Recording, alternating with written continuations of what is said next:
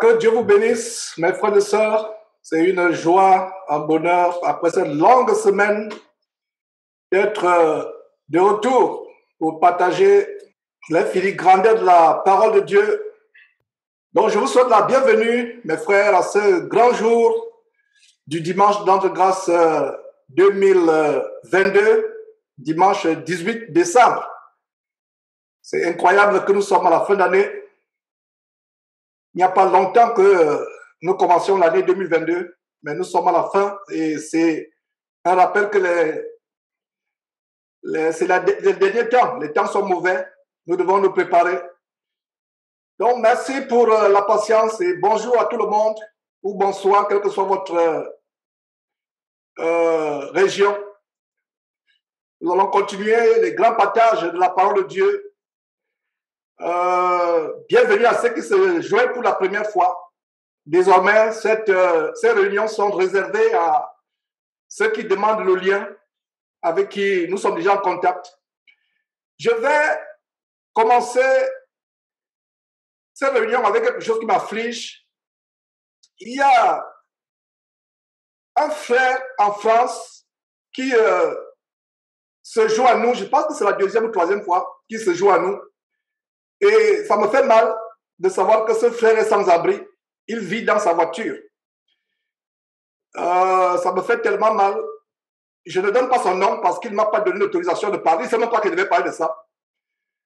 Et si ce frère était ici aux États-Unis, c'est avec joie que je l'hébergerais. Il est en France. Il m'a dit qu'il est, je crois, à Calais ou Arrêt, Cambrai ou Arrêt. Mais la plus grande ville, c'est Lille. Je lui ai demandé de me donner la plus grande ville à peu près.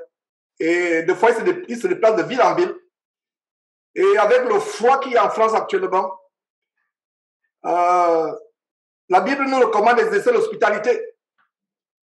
Exerçons l'hospitalité. Peut-être c'est les anges que nous hébergeons sans le savoir. Et je vous en supplie, si quelqu'un étant au nord de France, je pense qu'il n'est pas loin de la Belgique, il n'est pas loin de la frontière avec la Belgique, à Lille. Je ne connais pas la géographie française, excusez-moi. Donc, s'il y a quelqu'un qui voudrait vraiment recevoir ce frère, et ce frère, s'il est disposé, je vous en supplie, nous devons exercer l'hospitalité. Voilà aussi les bienfaits des réunions comme celle-là. Nous connaître, essayer de mettre la parole de Dieu en pratique. Donc, ça me fait mal de savoir que pendant qu'on est au chaud, un frère est obligé de se connecter depuis sa voiture. Il vit dans la rue, dans sa voiture. Et je ne sais pas si c'est la deuxième ou la troisième fois qu'il se connecte. Je pense que c'est Bref, il est nouveau à nos réunions. Et cela m'afflige. Ça m'afflige et moi et mon épouse, on en parlait il y a quelques instants, avant de commencer cette réunion. Nous ne pouvons pas voir un frère qui souffre et on est insensible. Nous n'avons pas à soupçonner le mal. Pourquoi il est dans la rue? Est-ce qu'il a des problèmes? Non, nous ne soupçonnons pas le mal. Quand nous savons que c'est un frère. Et si on peut lui offrir l'hospitalité, on lui offre l'hospitalité comme si c'est Jésus-Christ qu'on recevait dans notre maison. Donc, c'est terrible. Je ne peux pas. C'est pour ça que j'ai dit que je suis affligé. Il ne sait même pas que je devais faire je devais commencer. Il ne sait pas que je devais parler de lui. C'est pour ça que je ne donne pas son nom. Donc, si tu permets que je donne ton nom, écris-moi en privé. Ou si tu permets, voilà, écris-moi en privé. Et si tu penses que ce n'était pas une bonne chose que j'en parle, excuse-moi, frère. Il est connecté actuellement. Mais je pense que c'est une bonne chose que j'en parle. Nous devons exercer l'hospitalité. Et nous devons exercer l'hospitalité. Ça me fait mal, ça me fait tellement mal. Avec ce foie, moi particulièrement, je ne supporte pas le foie. Et il semble que quand on est né prématuré, comme je suis né prématuré à 6 mois, je suis né prématuré. En passant, depuis ma naissance, depuis le ventre, le diable s'est attaqué à moi déjà. Incroyable. Quand mes parents disent que je suis né à 6 mois, j'ai fait 3-4 mois à l'hôpital à l'époque. En 1968, c'était dans les grosses balles au Cameroun, les grosses balles de coton. C'est là où on mettait les prématurés. Il n'y avait pas la technologie qu'on a aujourd'hui. Donc, on devait envelopper les prématurés, tout petit enfant, comme plus petit que la main, selon ce que ma mère me disait. Donc, on devait envelopper dans les gros enveloppés chauffés. Donc, voilà comment j'ai survécu. Je donne un petit témoignage de moi-même. J'ai survécu. Et j'ai marché à 2 ans. C'est à 2 ans que j'ai marché. Mes parents avaient perdu espoir de me voir marcher. Et un jour, ma mère est allée au marché. Elle revient. Elle me trouve, j'avais plus de 2 ans, elle me trouve en train de faire mes premiers pas sur le dos d'un chien. Et c'est pour ça que je suis trop attaché au chien. C'est dommage que je ne peux pas en avoir actuellement. Mais j'aime beaucoup les chiens. Donc, j'ai commencé à marcher sur le dos d'un chien à 2 ans. Et je ne savais pas que mes parents pensaient que je devais être. Les médecins leur avaient dit que je devais. Vous avez un enfant infirme. Il est né prématuré à 6 mois. Donc, ça a affecté sa mobilité, ses jambes, etc. Donc, ben, miraculeusement, un matin, je marche sur un chien. Je ne sais pas pourquoi je parle de cela. Voilà. Je parlais donc de comment je suis insensible au foie. Je n'aime pas le foie. Quand il y a ce tout petit foie, c'est pour ça que les frères du Canada, même en avril, je serai toujours enveloppé d'une grosse couverture. Même en avril ou mai. Donc voilà. Voilà. Et je précise que ce serait mieux qu'un frère l'accueille, pas une sœur. Pas une sœur, un frère.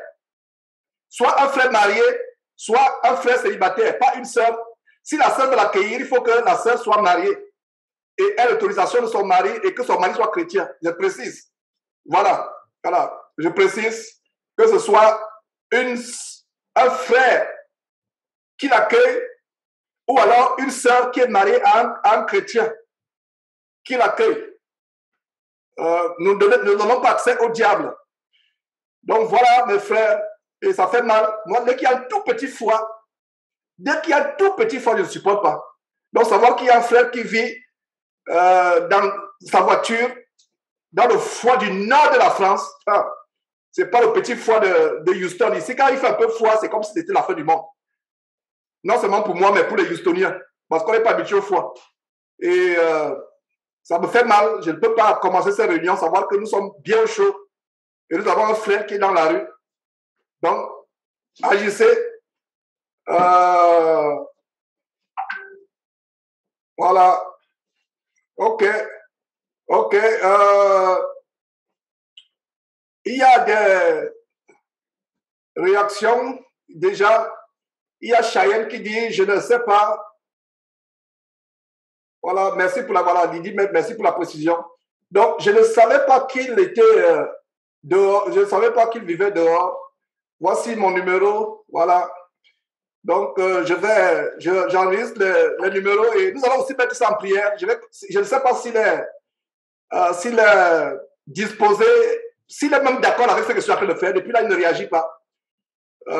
Frère, je t'en supplie. Ça peut, si tu ne trouves pas d'inconvénient à ce que je parle de cela, je dois parler de ça. Je dois parler de ça. Et voilà. Il y a quelqu'un qui dit, Chien qui dit, je suis à Lille. Voilà, Chien qui dit, je suis à Lille. Voilà. Voilà. Voilà. Donc, voilà, il vient de réagir. Voilà. C'est gentil de ta part, Georges. Donc, il a écrit à tout le monde. Depuis là, depuis ce matin, je lui demandais en privé quelle est sa ville, etc. Il ne savait pas que je devais parler. Donc, comme il vient d'écrire à tout le monde, donc j'assume que.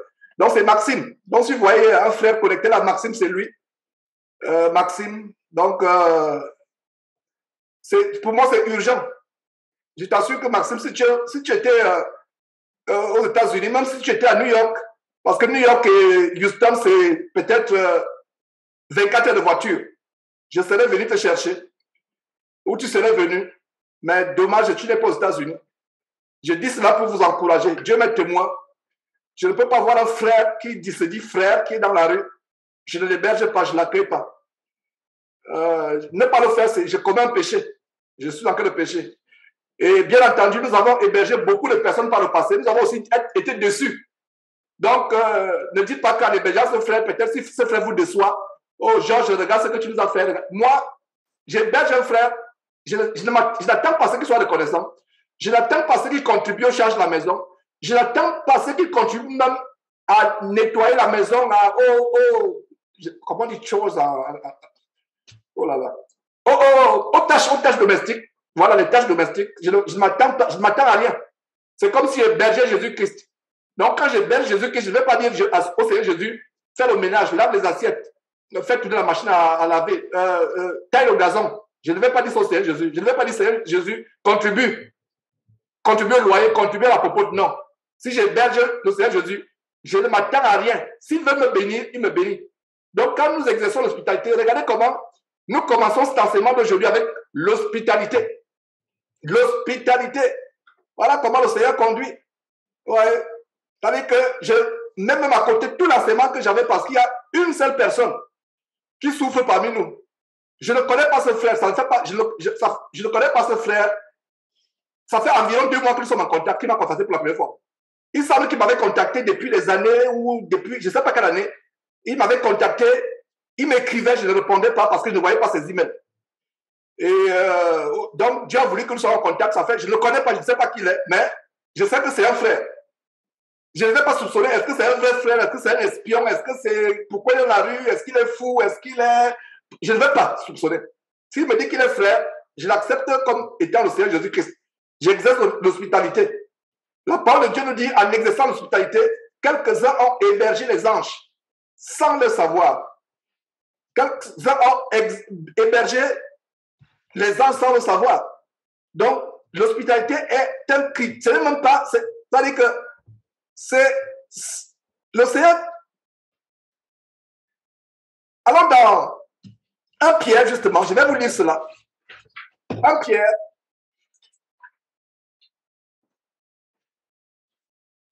Regardez, il y a 3 passages qui nous parlent de l'hospitalité. Ouais. Parce que nous ne venons pas ici seulement pour écouter la parole, écouter, mais nos vies ne changent pas. Voilà une occasion de mettre la parole en pratique. Voilà.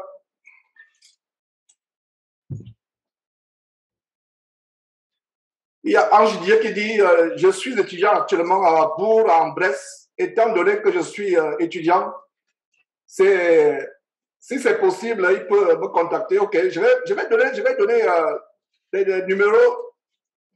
Je vais donner les numéros. Tous ceux qui mettent les numéros et c'est à lui de choisir. Je suis en train d'enregistrer. Donc, j'ai Cheyenne et époux. J'ai enregistré votre message.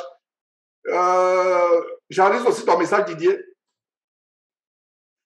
Didier, j'enregistre aussi ton message. Je vais lui passer ces messages. D'abord, lui-même, il peut prendre. Toi-même, Maxime, tu peux prendre ces messages. Mais tout le monde en parlera en début de semaine. Mais c'est urgent. Je vous assure que même si c'était cette nuit, même si c'était maintenant, c'est urgent. Je vous assure, c'est urgent pour moi, c'est une urgence. Une urgence. Un frère qui vit dans le foie, votre foi en France. Je suis venu en France, je suis allé en France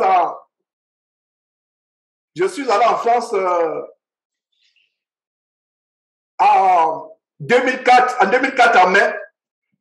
Pour la première fois, c'était en mai 2004 pour la première fois pour un client.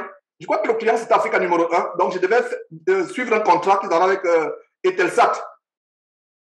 Donc, je suis allé. J'étais emmitouflé. Je vous assure que le mot emmitouflé, en mai, les gens me regardent. Donc, maintenant, je ne comprends pas pourquoi les gens me regardaient. Les gens avaient en mai, en France. Moi, j'étais emmitouflé. Venant des tropiques du Gabon. Emmitouflé, les gens me regardent. Ils disent, mais comment ça? J'avais 2 écharpes au cou. J'avais un rouleau au cou avec 2 écharpes. J'avais 2 t-shirts. J'étais emmitouflé. Maintenant, me voilà à Paris, en train de marcher. Les gens me regardent. Maintenant, je comprends pourquoi les gens me regardaient. Parce que, vous voyez, pour le foie, je vous assure. Donc, vraiment, exercer l'hospitalité vis-à-vis de Maxime et vis-à-vis de tout frère. Tout frère. C'est le Seigneur qui a voulu que j'en parle. Et vraiment, exerçons l'hospitalité. Voilà. Donc, si quelqu'un... j'ai déjà 2 réactions, Didier et Cheyenne. C'est urgent. Et vraiment, que ce soit la dernière nuit qu'il passe dehors, la dernière nuit qu'il passe dehors. Et nous allons donc commencer cet enseignement par les principes de l'hospitalité. Je n'avais pas prévu l'enseignement. Donc, on va commencer et on va suivre selon que Dieu même nous permet de poursuivre. Je vous prie de vous prosterner si vous le pouvez ou bien de baisser votre tête. Nous allons commencer par un mot de prière. Éternel Dieu, notre grand Dieu, nous te rendons grâce de ce que tu nous révèles des grandes choses, des choses cachées que nous ne connaissons pas. Merci Seigneur Dieu de ce que tu as voulu diriger cette réunion ce matin comme tu l'as voulu, en commençant par ce sujet de l'hospitalité. Seigneur Dieu, nous te lèvons le cadre de notre frère Maxime. Seigneur Dieu, tu sais ce qu'il a enduré depuis le décès de sa mère jusqu'à aujourd'hui, ce qu'il endure, toutes les attaques auxquelles il est exposé. Seigneur Dieu, nous t'en supplions. Donne-nous d'exercer cet amour les uns vers les autres. Donne-nous d'avoir la charité dans ce temps de la fin où les prophéties disent que la charité d'un grand homme va se refroidir. Donne-nous d'être bons les uns vers les autres, sans soupçon, sans calcul, sans nous attendre à quoi que ce soit. Seigneur Dieu, je te rends grâce, je te remercie pour Maxime et pour tous les frères qui sont dans la même situation que lui. De ce que, Seigneur Dieu, tu leur donnes de sortir de cette situation. Oh, grand Dieu, merci de ce que tu permets à ceux parmi nous qui avons un peu de moyens d'aider les autres, de secourir les autres. Merci, Seigneur Dieu, pour les grandes bénédictions que tu déverses sur nous. Au nom de Jésus-Christ. Amen. Avant d'aller à ces 3 passages sur l'hospitalité, j'aimerais revenir encore sur le scandale incroyablement nauséabond que nous avons expérimenté, vous qui étiez connectés, des démons qui sont venus avec les images impures, vouloir nous attaquer, mais ils n'ont pas pu nous attaquer. La preuve en est qu'aujourd'hui, nous sommes réunis avec des circonstances, des mesures de sécurité beaucoup plus grandes. Alors, pourquoi j'ouvre cette parenthèse avant que je n'oublie? J'ai reçu il y a quelques jours l'email de quelqu'un en Allemagne. Il me dit qu'il a fait un songe dans la matinée du 16, il y a 2 jours, la matinée du 16 décembre, il y a 2 jours, en Allemagne. Et quand je vous ai partagé cela, si vous n'avez pas reçu l'email ou le message WhatsApp, allez, j'ai même posté sur Facebook et sur YouTube. Vraiment, Dieu nous montre des choses grandes et cachées. Dieu nous montre des choses cachées. Et quand j'ai lu son message, j'ai dit waouh, waouh, waouh, waouh, waouh. Et son message, c'est quoi? Je ne sais pas si je peux lire son message. Dieu nous montre des choses cachées. Un frère qui reçoit exactement ce que tu m'avais montré en discernement. Je ne sais pas si tu avais déjà parlé avec ce frère, Patrick. Je pense que je dois lire ce message pour ceux qui ne l'ont pas eu. Je ne sais pas si je peux le trouver. Ce message, Patrick.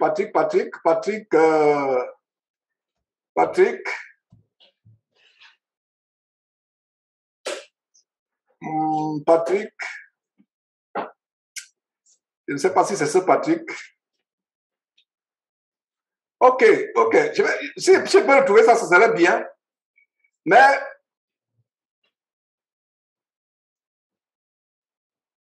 ok, c'est plutôt Patrice, pas Patrick. Donc il dit quoi? Il y a quelques jours, j'ai su ce qui s'est passé. Donc il n'était pas à la réunion avec nous. Il n'était pas à la réunion avec nous, suivez très bien. Attaque avec image impure dans l'une des réunions Zoom que tu tiens. Je voulais cependant t'encourager.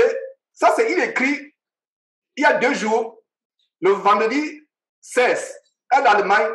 C'était le vendredi 16. Moi, j'ai reçu ça à 6 h du matin, heure de Houston. Donc, ça veut dire qu'il était... J'ai reçu à 6 h du matin son message. Mais écoutez son message. Bonjour, Georges, c'est Patrice Armel d'Allemagne. Bonjour, Georges, il y a quelques jours, j'ai su ce qui s'est passé. Attaque avec image impure dans l'une des réunions Zoom que tu tiens. Il n'était pas là, je le précise. Je voulais cependant t'encourager et partager avec toi un songe que j'ai eu ce vendredi 16 décembre entre 7h et 8h30, heure d'Allemagne. Voilà, heure d'Allemagne. Voici le songe. Tu étais assis dans une salle et j'ai vu des gens autour de toi. Ces personnes entre 5 et 7, je n'en suis pas sûr au réveil, étaient venues avec pour but d'introduire les doctrines de démons dans tes séances. Je me suis donc levé et je leur ai fermé la bouche en les chassant. Pourtant, je ne sais pas s'il a déjà assisté à la réunion Zoom. Je ne me rappelle pas qu'il a assisté à la réunion Zoom, mais je ne connais vraiment pas qui est ce frère. Mais voilà, écoutez très bien mes frères et sœurs. Je ne le connais pas. Et il a une vision par rapport aux réunions Zoom et c'est exactement ce que le Seigneur m'a révélé en discernement. C'est ce qu'il m'a révélé. Les doctrines, je me suis donc levé et je leur ai fermé la bouche en les chassant. Je leur ai dit qu'ici, avec en parlant de la salle virtuelle de Zoom, c'est Jésus-Christ qui est prêché et ils ont intérêt de sortir rapidement. S'ils n'ont pas l'intention de suivre Jésus-Christ. Pendant ce temps, tu me regardes avec stupéfaction, les yeux écarquillés à cause de la manière dont j'étais agressif envers eux, envers l'un d'eux. Envers eux. L'un de se tenait juste à quelques mètres de toi. Je me suis approché en levant ma main droite en l'air, et j'ai dit au nom de Jésus, à peine ai-je prononcé le nom du Seigneur, qu'il est tombé, allongé par terre et mort subitement. L'une des personnes de ce groupe m'a supplié, donc les gens qui sont venus pour introduire des doctrines de démons, l'une des personnes de ce groupe m'a supplié de le ramener à la vie. Donc j'ai prié et il est petit à petit revenu à la vie en toussant. Voilà le songe. Donc, continue, j'aimerais t'encourager, frère. Tu es mon frère bien-aimé que j'aime, etc. Voilà. Donc, il y a des paroles d'encouragement qui me donnent. Je pense que je vais dire cela. Tu es mon frère bien-aimé, j'aime beaucoup. Tu as tellement fait pour moi sans le savoir, en m'ouvrant les yeux depuis vos débuts avec Jésus-Christ TV. Je ne suis pas un membre direct de Jésus-Christ TV, mais j'ai toujours suivi de très près. Ne pense pas que tu es radical. Tout ce zèle dont tu es animé est la seule chose qui préservera ce qui reste du corps de Christ. Lorsque quelqu'un veut s'entêter un tout petit peu, n'hésite pas à prendre des mesures encore plus drastiques. Et ce n'est pas mon interprétation du songe. Je sais que tu sauras dire si ce message est du Seigneur ou pas. Sois infiniment béni dans le nom du Seigneur Jésus-Christ, toi et ton épouse, ta famille. Que Dieu te préserve et te mène vers ce repos que tu prêches. Amen, amen. J'aime cette fin. Mais prière t'accompagne. Frère Patrice Latte en Allemagne. Donc, voilà. Et effectivement, je ne sais pas s'il est connecté. Je ne pense pas qu'il est connecté, qu'il soit connecté. Je ne sais pas s'il est connecté. Bon. Donc, voilà un frère que je ne connais pas. Dieu passe par lui. Dieu ne passe même pas par quelqu'un qui se réunit avec nous. Dieu passe par lui pour confirmer ce qui m'a montré qu'il y a des gens. Je le savais. Quand tu suivras Patrice, je ne sais pas si tu es connecté ou si tu suivras plus tard, je te confirme que je sais. J'ai fait comme Jésus-Christ. Le Seigneur Jésus savait qu'il y avait Judas à côté de lui. Il savait, est-ce qu'il ne savait pas? Je sais tout. Parce que des fois, même avec mes enfants qui me suivent actuellement, je leur dis souvent, et ils sont choqués de savoir, quand j'ouvre la bouche, je leur dis ce qu'ils font. Ils sont choqués. Mais comment tu sais? Je dis, voilà, ce n'est pas parce que je ne parle pas que je ne sais pas ce qui se passe. Ce n'est pas parce que je ne parle pas. C'est la même chose ici.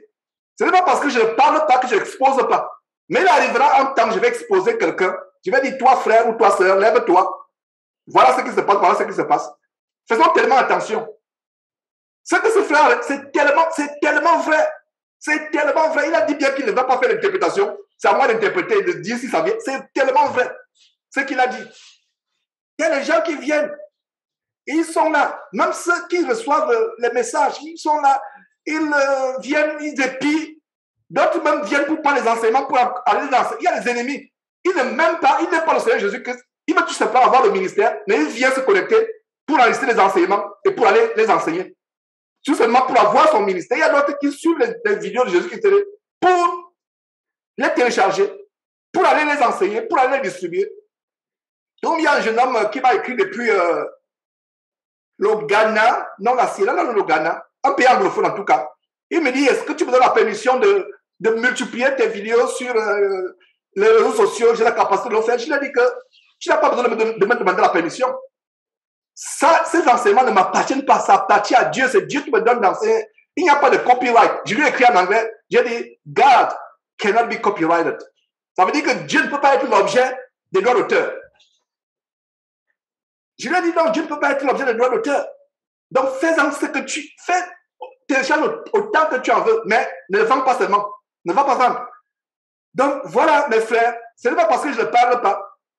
Il faut savoir que Dieu nous équipe. Quand on donne l'évangile, Dieu nous équipe du don de discernement, de voir ce qui se passe. De voir ce qui se passe. Même il y a, je ne sais pas si le frère Achille est là, il est connecté. Il y a des fois, quand il me parle d'un sujet, il est surpris que je suis au courant du sujet. Il est surpris. Je lui ai dit, non frère, je dis Achille, ce n'est pas parce que je ne parle pas que je suis là pour enseigner la parole. Je ne suis pas là. Je crois toujours que ceux qui sont avec nous, qui viennent avec les mauvaises pensées ou les motifs impurs, je crois toujours qu'ils pourront changer. Ils pourront changer. Jésus avait toujours espoir par rapport aux gens, aux ennemis qui l'entouraient. Il y avait beaucoup d'ennemis qui entouraient Jésus. Donc, voilà, soyez encouragés par ces paroles. Alors, puisqu'il est question maintenant, je voulais continuer avec le sujet de la foi, mais quand j'ai évoqué le sujet de Maxime, j'ai dit, le Seigneur met dans mon cœur le Seigneur Dieu met dans mon cœur de rappeler aux frères les principes de l'amour entre les frères, l'amour fraternel. Il y a 3 versets qui parlent de l'amour fraternel. N'aimons pas en parole seulement. Oh, vraiment, frère, j'aime. Sois béni, frère. Ah là là, sois béni. Frère, vraiment, je t'aime. Va prier, Dieu va te bénir. Si Dieu, toi, seul, te donne un bon salaire, si toi, mon frère, tu as un bon salaire, c'est pour prendre soin de ta famille. Et avec ce bon salaire, tu as un extra pour aider les frères qui sont dans le besoin. Tu as un extra pour soutenir la parole de Dieu pour que le plus grand nombre de personnes écoutent la parole. Mais aujourd'hui, la charité d'un grand nombre se refroidit. Donc, parlons de Maxime. Tournons nos Bibles en 3 passages. Nous avons d'abord Philippiens chapitre 2.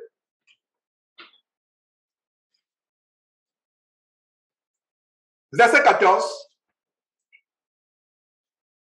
Voilà.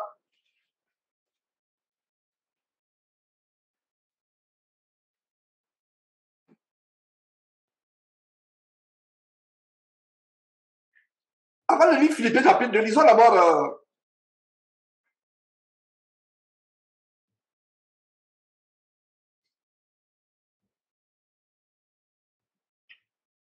1 Pierre chapitre 4, verset 9. 1 Pierre chapitre 4, verset 9. Il a dit quoi? Exercez l'hospitalité. Exercez l'hospitalité les uns envers les autres. Sans murmure. Voilà. Exercez l'hospitalité les uns envers les autres sans murmure. Exercez l'hospitalité, c'est un commandement. Ce n'est même pas, Dieu ne se demande pas une faveur. Exerce l'hospitalité les uns envers les autres. Et quand on dit les uns envers les autres, ce n'est pas que est-ce qu'il est dans mon assemblée? Est-ce qu'il est dans notre église de maison? Est-ce qu'il est dans notre dénomination? Non. Quand quelqu'un dit qu'il est chrétien, même dans la rue, tu le rencontres. Ce n'est pas par hasard que Dieu a voulu que tu le rencontres. Tu rencontres quelqu'un qui te dit qu'il est chrétien, qu'il a reçu la parole de Dieu. Après, il te dit qu'il est au chômage, il n'a pas de boulot, il vit dans la rue et tu pars. C'est que tu n'as pas compris pourquoi tu l'as rencontré. Tu rencontres un frère, quelqu'un qui se dit frère. Nous devons exercer l'hospitalité les uns envers les autres, sans murmure. Ça veut dire qu'il vient chez toi, tu ne murmures pas. Ça veut dire que même si il ne sait pas qu'il faut, en sortant de la chambre, éteindre la lumière, en sortant du lavabo, fermer le robinet d'eau, sans murmure. Des fois, c'est Dieu qui te met à l'épreuve. pour savoir à quel point tu peux être patient. Des fois, Dieu peut nous faire travailler notre patience et notre amour sans murmure. Et en exerçant l'hospitalité, il peut arriver que les choses se passent très bien. En ce qui nous concerne, je prends l'exemple, sur 100 personnes pour qui nous avons exercé l'hospitalité, conforte-moi, sur 100 personnes, nous n'avons été bénis que par peut-être 2 personnes. Est-ce que vous voyez? 2. Et même ces 2, il faut que je me rappelle même encore très bien. Le reste, l'ingratitude. Ils viennent pour te pointer dans le dos, pour te tuer même pour... Mais je vous assure que je vous donne l'un des secrets de comment Dieu nous a bénis, nous a accordé sa grâce. Je vous donne le secret. Je ne sais pas si vous avez déjà donné le secret. Je vous donne ce secret. Je lève ma main vers Dieu en disant que l'un des secrets que je vous révèle aujourd'hui, que Dieu nous a gardés en vie, nous a protégés des ennemis, c'est notre cœur à exercer l'hospitalité, même en face de l'ingratitude la plus totale. Maintenant, je ne dis pas ça pour maintenant vous encourager à le faire parce que sinon Dieu va voir que vous faites maintenant ça parce que Dieu vous a, parce que Georges, votre frère, vous a dit qu'ils ont été bénis à cause de ça. Non. Faites l'hospitalité sans vous attendre à être béni. Et nous attendons pas à être bénis. Si on peut exercer l'hospitalité, on exerce. Si quelqu'un dit, voilà Georges, vraiment, je suis dans les problèmes, je suis dans les difficultés, voilà. Quelqu'un vient. Je ne mets pas. La Bible dit, quand tu fais le monde, que ce soit dans le silence, que ta main droite, c'est là que je n'aimerais pas franchir la ligne de ce commandement en voulant, en énumérant ce que nous avons fait. Non, il ne faut pas que je fasse cela, mais je vous rappelle tout simplement que on a vu la bénédiction de Dieu, la protection de Dieu à cause de l'hospitalité. Et c'est ce que j'inculque à nos enfants. J'inculque à nos enfants. Je me rappelle que là, je vous dis quand même cela, je vous dis un détail, et je n'étais pas encore aux États-Unis, j'étais en Afrique. J'avais scandalisé, je n'ai jamais dit ça à mon épouse, elle m'a suivi ça pour la première fois, ni à mes enfants. J'étais encore avec mes parents au Cameroun, j'étais, je crois, à l'université. J'étais le premier fils de notre famille à aller à l'université. Et le papa était tellement content à cause de cela, et il m'a donné un petit studio dans la concession familiale, un studio à moi, bien meublé, pour que reste là, mon enfant, tu dois faire honneur, concentre-toi là pour tes études. Je ne vous donne pas le mauvais côté du studio qu'il m'a donné. Mais vous pouvez imaginer déjà, je ferme la parenthèse sur le mauvais côté du studio qu'il m'a donné. Il n'aurait pas dû me donner ce studio. Je ferme la parenthèse. Revenons sur le bon côté. Un jour alors, ouais, j'avais ce zèle, malgré le fait que j'étais dans ma débauche, dans mes mauvaises choses, j'avais quand même cet amour pour Dieu. Et Dieu m'a donné cette hospitalité. Je vous assure que un jour, je suis sorti, j'ai rencontré quelqu'un, un fou. Et quand on dit fou, frère et sœurs en Europe, ce n'est pas les fous chez vous. Les fous en Europe, même, en Afrique, ils ne sont même pas fous. Quand on dit fou en Afrique, il est fou, il est sale, il est nu, il est tellement classé que... Et j'ai amené ce fou à la confession familiale. Les gens étaient choqués. J'ai amené ce fou à la confession familiale. Il s'est lavé. Quand c'est moi qui le lavais. Les gens me disent, qu'est-ce que tu as... Mon père m'a sauvagement repris. Je dis bien, je répète, sauvagement repris. J'ai pris un tuyau à pression, je le lavais. L'eau qui coulait. C'était comme si c'est la boue qui coulait. Il était tellement classé. Ensuite, quand on a coupé ses cheveux, j'ai coupé ses cheveux, pas on a là, c'est ce qui s'est passé aussi à Houston. Conformément, on a aussi fait ça à Houston dernièrement. Quand il y a l'événement, ça fait quoi? 7 ans, je ne sais pas, ça fait 7 ans, etc. Bref. On a pris un fou dans la maison. On a pris un fou. On a coupé les cheveux du fou. C'est elle qui coupait les cheveux de ce fou. Elle a coupé les cheveux du fou. On a mis le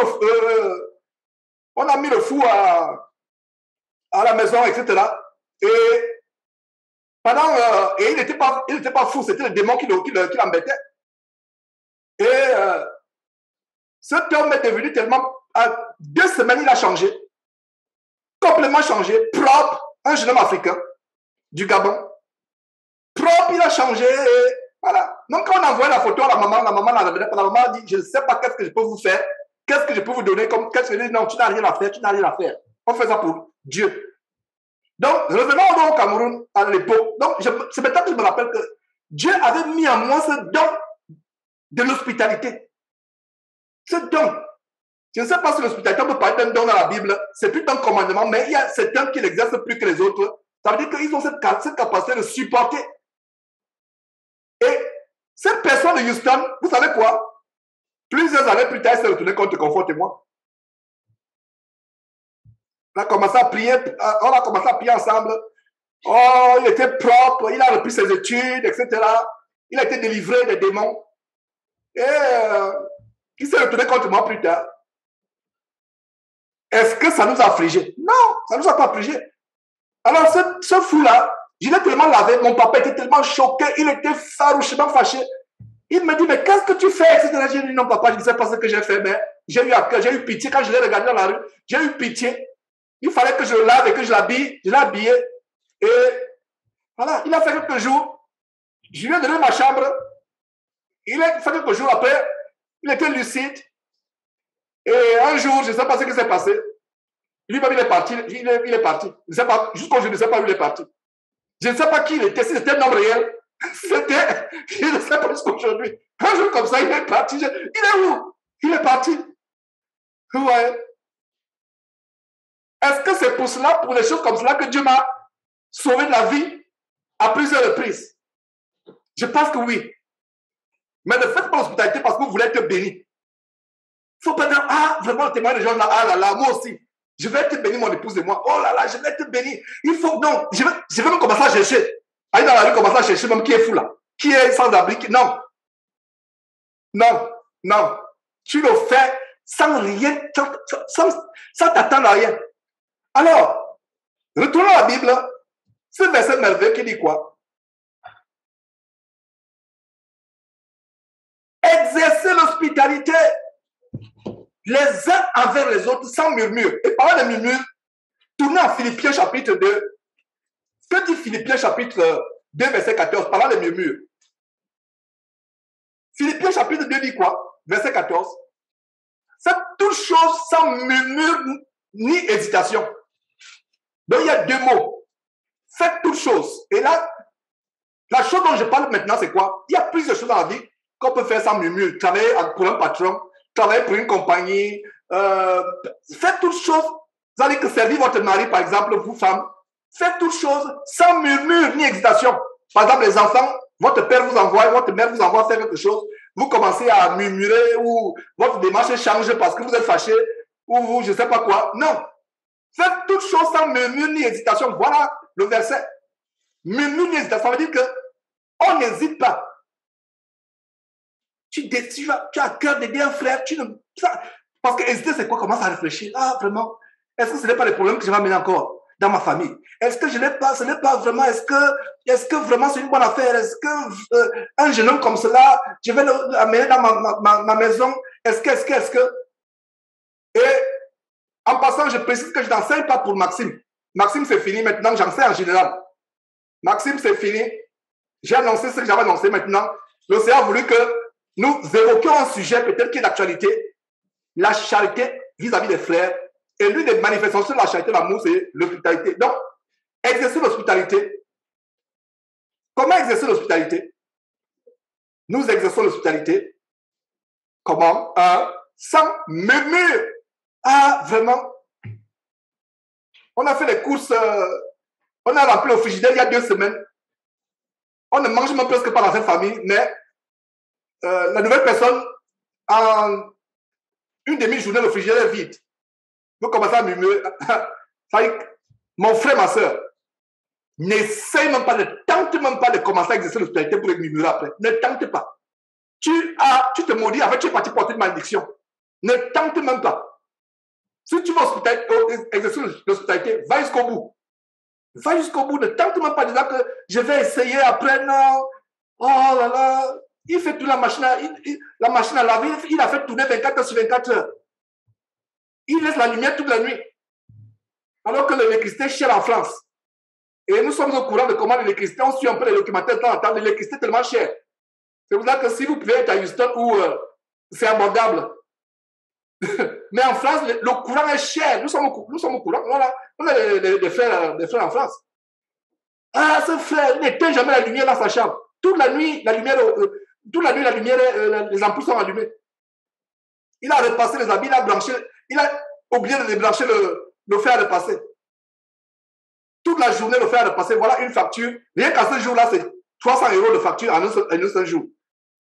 Frères, sœurs, exercer l'hospitalité comment? Sans murmure.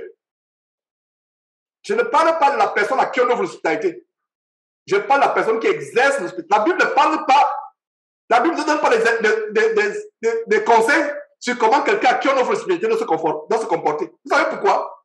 Vous savez pourquoi? Pourquoi la Bible ne donne pas les conseils comment quelqu'un à qui on offre l'hospitalité doit se comporter? C'est parce que Dieu met tout sur le dos de celui qui offre l'hospitalité. Sans murmure, ni hésitation. Ah, il est trop glouton. La nourriture coûte tellement cher en France. Le steak qu'on a préparé, qu'on a acheté pour un mois, en 2 jours, il a fini. Ou elle a fini. Non, ce n'est pas ça. Vous commencez à murmurer. Si vous murmurez, vous avez détruit vous avez détruit les bienfaits de la bénédiction. Vous avez détruit cela. Parce qu'il y a une bénédiction attachée à l'hospitalité. Donc, Philippiens chapitre 2, verset 14. Faites toutes choses sans murmure ni hésitation.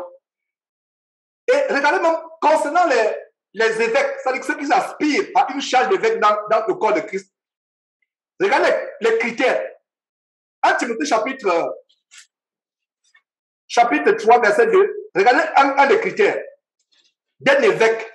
Quand on dit évêque, ce n'est pas les titres pompeux, les titres ronflants qui prennent aujourd'hui. Évêque, c'est tout simplement quelqu'un qui a en charge de veiller sur les frères. De veiller sur les frères. C'est l'évêque. Aussi simple que ça. Donc, il faut que l'évêque soit irréprochable, mari d'une seule femme, sobre, modéré, réduit dans sa conduite, et ensuite quoi? Hospitalier, souligné hospitalier dans le contexte de l'enseignement de ce jour. Hospitalier. Donc, il y a régalement un des critères pour être serviteur de Dieu. Il faut être hospitalier. Donc, mon frère, ne tente même pas de dire que je vais servir le Seigneur si ton épouse et toi, vous n'êtes pas hospitalier. Donc, c'est pas une obligation. Pour quelqu'un qui sert Dieu, c'est une obligation d'ouvrir sa porte aux gens. C'est une obligation. Comme je vous ai parlé de ce frère qui me dit, Georges, j'ai tellement été déçu, j'ai envie d'ouvrir une église de maison, mais j'ai envie de louer une maison à côté parce que je ne veux pas que les gens viennent chez moi. J'étais tellement attaqué. J'ai dit, frère, ça veut dire que tu n'es pas prêt à avoir une église de maison. Tu n'es pas prêt. Ce n'est pas pour toi. Laisse cette chose-là, ce n'est pas pour toi. Occupe-toi d'autre chose. Tu ouvres ta maison, même regardez, à supposer que c'est le Yonzou était une maison. Qu'est-ce qu'on a vu? N'est-ce pas, on a été attaqué sauvagement il y a 2 semaines. Mais est-ce que ça veut dire que maintenant on va fermer? Non. Quelqu'un aurait dit, bon, ok, vous savez quoi, à partir d'aujourd'hui, c'est l'histoire de l'Union des hommes, la fermons. Et voilà, chacun se débrouille de son côté. Parce que les démons ne veulent pas que la parole de Dieu soit prêchée. Ouais. Donc, l'hospitalité, nous devons exercer. Enseignez à vos enfants d'exercer l'hospitalité. Enseignez à vos enfants d'être hospitaliers. Vous-même, parents, chrétiens, soyez hospitaliers. Soyez hospitaliers. Ouais. Hébreux chapitre 13, verset 2. Hébreux chapitre 13, verset 2. Qu'est-ce que nous voyons? N'oubliez pas l'hospitalité. Hébreux chapitre 13, verset 2. N'oubliez pas l'hospitalité, car en l'exerçant, quelques-uns ont logé des anges sans le savoir. Voilà, quelques-uns. Je vous ai parlé de ce fou que j'ai pris, j'ai lavé, plusieurs années, plus de 30 ans en arrière. Ça fait, il y a 30 ans, que ça fait plus de 30 ans, pas 30 ans, plus de 30 ans que ça s'est passé. Je ne sais pas où il est parti. Je ne sais pas qui il était. Il est parti. Quand on dit fou, vous qui êtes bien en Europe, quand on dit fou, vous ne savez pas. Quand on dit, allez faire des recherches, allez sur Internet, tapez Google Images, mettez fou. Fou en Afrique. Parce qu'en Afrique, en Europe, il y a des fous. Il est bien habillé, comme vous et moi, mais ça ne va pas dans la tête. Mais en Afrique, ce n'est pas ça. Parce qu'il n'y a pas de structure d'accueil des asiles psychiatriques, ça n'existe presque pas. Et quand ça existe même, c'est c'est en délabrement. Quand ça existe. Donc, généralement, en Afrique, ça n'existe pas. Donc, les fous sont dans la rue, ils vivent dans les caniveaux, ils mangent tout, ils sont là et voilà. Donc, en regardant en arrière, il dit, Seigneur, est-ce que c'était un ange? Qui était cet homme? Jusqu'après, c'est ma chambre que je lui ai donnée. J'ai eu quelque chose et je ne le dis pas pour que le mérite soit sur moi. Il faut que vous compreniez que je ne sais pas cette compassion qui a été mise dans mon cœur était inhumaine. Il faut que je précise ça. Parce que si je ne précise pas ça, c'est comme si je me donne maintenant du mérite. Comme s'il me frappe. Non. C'est-à-dire qu'il y a cette compassion inhumaine qui a été mise à moi. Cette compassion, c'est-à-dire que j'avais une grande... C'est pour ça que si vous avez encore cette compassion, ça veut dire que l'Esprit de Dieu est en vous. Beaucoup n'ont pas cette compassion. Aujourd'hui, avec les réseaux sociaux, avec TikTok et autres, quelqu'un met dans la rue, personne ne se rue pour le sauver. Tout le monde, chacun sort sa caméra pour filmer, aller mettre sur les réseaux sociaux comment quelqu'un est en train de mourir. Voilà ce qui se passe. Il n'y a plus cette compassion que le Seigneur avait. Et en parlant de mon témoignage que je vous ai donné, c'est pas quelque chose... C'était à regarder en arrière. Non, c'était pas... Ça ne venait pas de moi. Ça veut dire que cette compassion, c'était comme si Dieu avait mis en moi cette pitié par rapport à cet homme. Pourtant, j'avais rencontré des fous plusieurs fois par le passé. Il y en a, si vous vivez en Afrique, vous les rencontrez tous les jours. Alors, marchez tous les jours, vous allez rencontrer au moins un fou tous les jours. En Afrique, dans un marché africain. Ils sont tellement nombreux. Mais la compassion, ce n'était pas quelque chose de naturel. Il faut que je précise ça. Si je ne précise pas ça, quelqu'un peut mal interpréter mon témoignage. Il faut que je donne gloire à Dieu, nous donnons gloire à Dieu dans tout ce que nous faisons comme témoignage. Donc, ce n'était pas quelque chose que moi-même montrer que je suis de nature tellement bonne, etc. Je vous ai raconté l'histoire comment j'avais violenté. J'étais encore plus petit, plusieurs années avant l'incident de ce fou. J'avais violenté un témoin de Jéhovah un petit enfant, il avait peut-être 10 ans. Je l'ai violenté parce qu'il me partageait les brochures. Maintenant, quel esprit m'animait ce jour-là? C'est un mauvais esprit. C'est un mauvais esprit. Quelqu'un te parle, même si plus tard j'ai découvert que le témoin de Jéhovah, ce n'est pas de Dieu. Mais cet enfant était sincère, il distribuait les brochures. Il était pensant qu'il travaillait pour Dieu. Je n'aurais pas dû le violenter. Quel esprit m'animait ce jour-là? C'est un mauvais esprit. Mais je vous parle maintenant de comment Dieu a mis dans mon cœur une compassion. Une compassion dans mon cœur ce jour-là. Et vraiment, exerçons l'hospitalité, mes frères. Alors, lisons ce verset. N'oubliez pas l'hospitalité. Regardez, n'oubliez pas. Pourquoi Hébreux chapitre 13, verset 2 commence par n'oubliez pas. Ça veut dire qu'on se contente sur beaucoup de choses. Ah, j'ai envie d'augmenter ma connaissance biblique.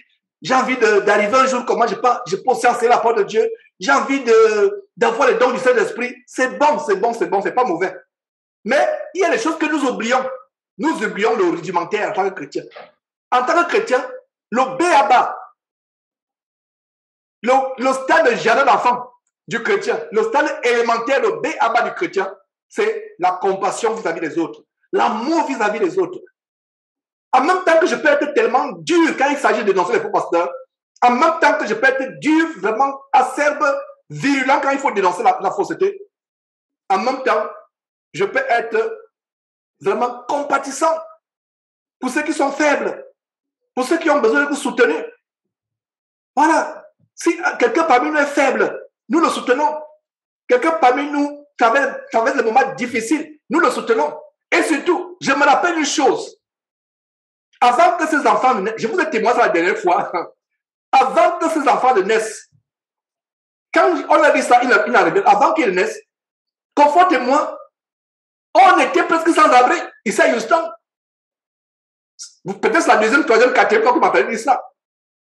Donc n'oublions pas que beaucoup parmi nous là auraient pu être sans abri. Est-ce que vous comprenez? On était presque sans abri. On était presque dans la rue. Et pour manger, on allait dans une institution catholique qui donne des produits avariés. Un jour, on a ramené les produits avariés. Il y avait des articles dedans. Je regarde, conforme me regarde. On a rendu grâce à Dieu. Parce que ici aux États-Unis, vous n'avez pas les moyens. Vous n'avez pas c'est fini.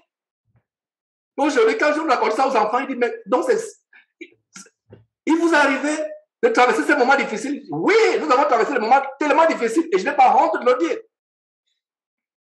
On a se servir à la poubelle il s'appelle Catholic Charity, charité catholique. Ils prennent les évendus des magasins, ils distribuent aux pauvres. On a s'allier. On prend, on vient à la maison, tu vois comme cela, avarier les anticorps dedans. Mais est-ce que nous sommes morts? En regardant en arrière, waouh, on a fait du chemin.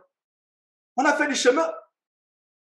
Donc, beaucoup parmi nous auraient pu être sans abri. Beaucoup parmi nous auraient pu être au chômage. Beaucoup parmi nous auraient pu être dans une situation où ils mangent dans la poubelle. On est presque passé par là. On t'allait se servir dans la poubelle d'une... Aujourd'hui, quand on regarde ça, c'est la poubelle. On n'est pas mort. On n'est pas mort. Donc, n'oublions pas, comme Dieu disait aux Israélites, ayez de la compassion, ne traitez pas mal les esclaves. Vous vous souvenez que vous étiez esclaves en Égypte. Donc, l'amour entre les frères, et je ne parle pas seulement entre les frères, même entre les incroyants. Ouais, j'avais parlé dimanche passé, je crois dimanche passé, je suis passé que la charité n'est pas seulement entre les frères. C'est d'abord et surtout entre les frères, mais ça s'étend à tout le monde. Ça s'étend à tout le monde. Beaucoup parmi nous auraient pu être sans abri, beaucoup parmi nous auraient pu être au chômage. Donc exercer l'hospitalité, je relis ce verset. Verset 2, Hébreux chapitre 13, verset 2. N'oubliez pas l'hospitalité. Pourquoi le Saint-Esprit nous rappelle de ne pas oublier? Parce que beaucoup ont tendance à oublier que ce n'est pas important. Voilà. Il y a la sécurité qui rappelle qu'il y a une sœur qui frappe son bébé. Faisons attention, je ne sais pas de qui il s'agit. Non, faisons tellement attention. Faisons tellement attention. Quand j'enseigne, je ne suis pas obligé, je ne regarde pas ce qui se passe. Faisons tellement attention, faisons attention. Un bébé, c'est un bébé. Corriger encore un enfant, c'est possible bibliquement parlant. Mais si c'est un bébé, je ne sais même pas de quoi il s'agit. C'est une alerte de la sécurité. Frapper un bébé, c'est pas... est-ce que vous le frappez? Est-ce qu'il comprend? En le frappant, est-ce qu'il comprend ce qu'il est en train de faire? Et donc, faisons attention, faisons tellement attention. Ouais. Il y a aussi des choses. Nous devons veiller par rapport à cela. Et n'oubliez. Je sais, j'ai oublié.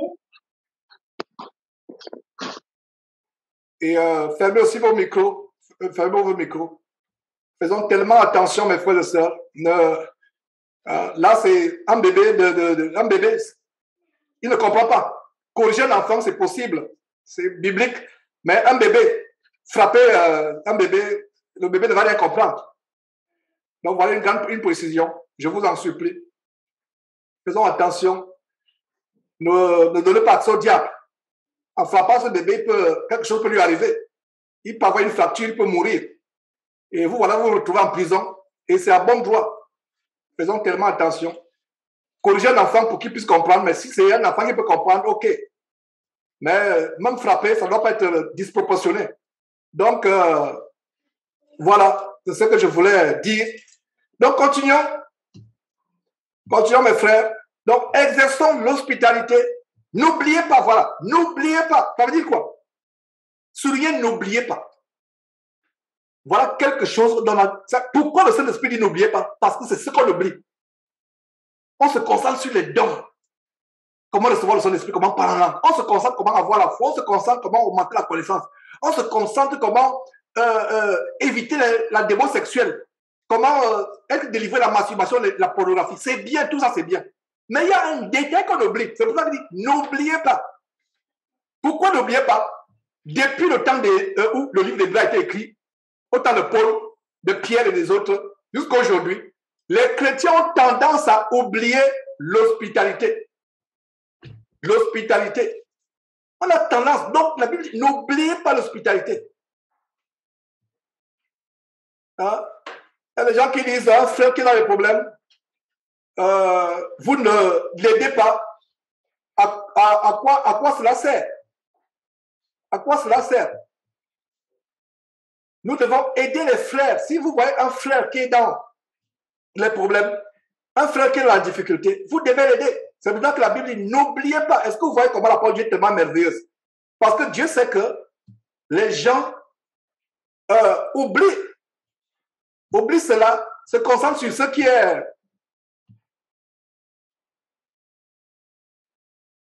Ils se concentrent sur ce qui est peut-être pas plus important. Parce que, lisons un peu cette parole de 1 Corinthiens chapitre 13. 1 Corinthiens chapitre 13, sur la charité.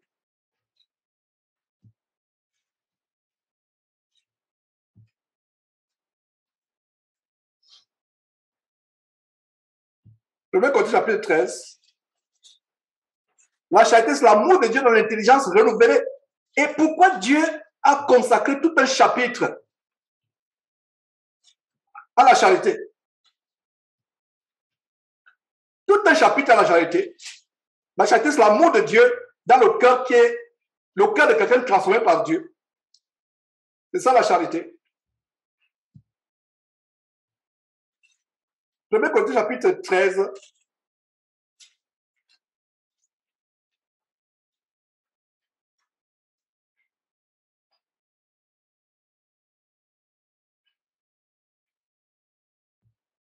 J'espère que vous y êtes. 1 Corinthiens chapitre 13. Qu'est-ce que nous voyons? Je ne sais pas s'il y a des personnes en suspens. Voilà, il y a tellement de personnes en suspens. Voilà.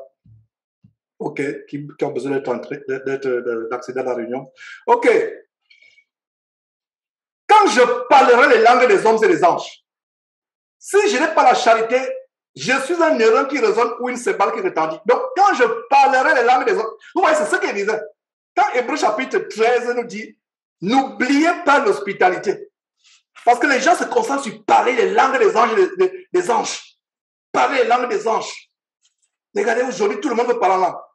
C'est pas mauvais d'aspirer, c'est même très bien d'aspirer au parler en langue. C'est même très bien. Très bien.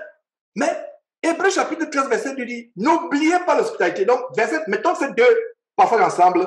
Hébreux chapitre 13, verset 2 et 1 Corinthiens chapitre 13, verset 1. Quand je parlerai les langues des hommes et des anges, si je n'ai pas la charité, amour. Chaque fois que vous lisez charité, c'est l'amour de Dieu d'abord, dans l'intelligence de quelqu'un qui est transformé par Dieu.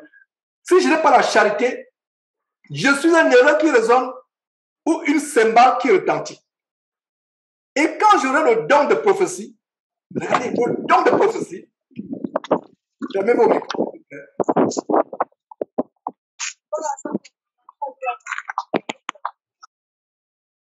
Fermez vos micros, je vous en supplie.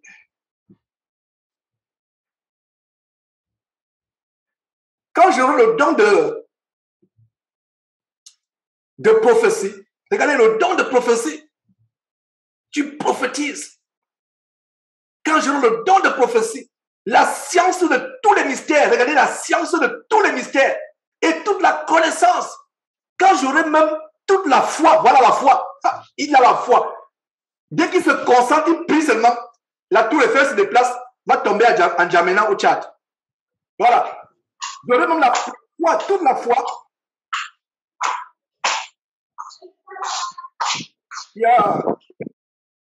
Fermez vos micros, s'il vous plaît. Fermez vos micros. Ne courez pas le risque d'être enlevé de la réunion, s'il vous plaît. Fermez vos micros. Odier Bertine, le micro, s'il vous plaît. Je n'aimerais pas que quelqu'un soit exclu de cette réunion. Je vous en supplie, ça me ferait mal si quelqu'un est exclu de cette réunion. Ce n'est pas une bonne chose. C'est pour cela que nous devons veiller. Je suis tellement patient envers les uns et les autres. Et à un moment, il faut comprendre que ces réunions ne sont plus sous mon contrôle. Donc voilà. OK. Alors, regardez. Hébreux chapitre 13, verset 2. N'oubliez pas l'hospitalité. Alors, pourquoi Dieu ne voulait pas qu'on oublie l'hospitalité? Parce que, en 1 Corinthiens chapitre 13, regardez ce que les gens recherchent. Parler en langue. Je veux parler les langues des anges. Et c'est ce qui arrive quand vous parlez en langue, vous parlez les langues des anges. Donc, quand je parlerai les langues des hommes et des anges, si je n'ai pas l'amour, la charité, je suis un errant qui résonne ou une cymbale qui retentit. Verset 2. Quand j'aurai le don de prophétie, le don de prophétie, la science de tous les mystères, regardez les enseignements qu'on a reçus depuis les années de Jésus-Christ TV. Certains enseignements nous ont amenés dans la science des mystères. Et beaucoup de personnes viennent pour recevoir la science des mystères. Ce n'est pas mauvais. Donc, quand j'aurai la science de tous les mystères et toute la connaissance, quand j'aurai même la foi jusqu'à transporter, comme j'ai dit, par exemple, vous vous concentrez, vous priez, la tour Eiffel part de Paris, atterrit en N'Djamena, au Tchad. Ça, c'est peut-être pour le spectacle, transporter les montagnes, le mont Kilimanjaro se déplace et atterrit à Paris. Ça, c'est bien pour le spectacle. Mais si je n'ai pas l'amour, je ne suis comment? Je ne suis rien. Et regardez au verset 1, un erreur qui résonne ou une cymbale qui est tentie. Regardez un peu, si vous avez habité à côté d'une école primaire en Afrique, on doit sonner la cloche plusieurs fois par jour. La pause de 10, le matin à 8h, quand les élèves entrent en classe, on sonne la cloche. À 10h, on sonne la cloche. À midi, on sonne, à 10h pour la récréation, on sonne la cloche. À midi, on sonne la cloche. La pause de 15h, on sonne la cloche. 18h. Si vous avez une maison à proximité, ce sera ennuyant, n'est-ce pas? Une cymbale qui retentit. Voilà ce qui se passe quand on recherche les grandes choses par la langue, les langues des anges, mais on n'a pas l'amour aux oreilles de Dieu, oreilles entre guillemets, de Dieu. C'est comme une cymbale qui retentit. C'est comme un tambourinement, un tintamarre. C'est comme un tohu-bohu. C'est comme une cacophonie. Ça tambourine à longueur de journée. C'est comme cela. Et quand Dieu nous voit, Dieu voit qu'il n'y a pas d'amour. Dieu voit quelqu'un qui n'a pas d'amour. C'est pour ça, même l'amour entre les frères et sœurs aujourd'hui, l'amour est parti.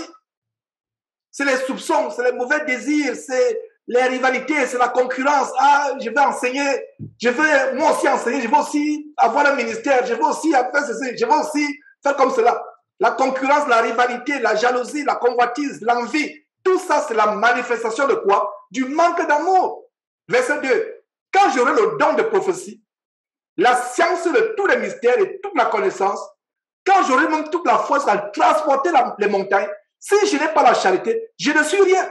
C'est pour cela que Hébreux, chapitre 13, verset 2 dit, n'oubliez pas l'hospitalité qui est une manifestation d'amour. Voilà les choses qu'on oublie facilement.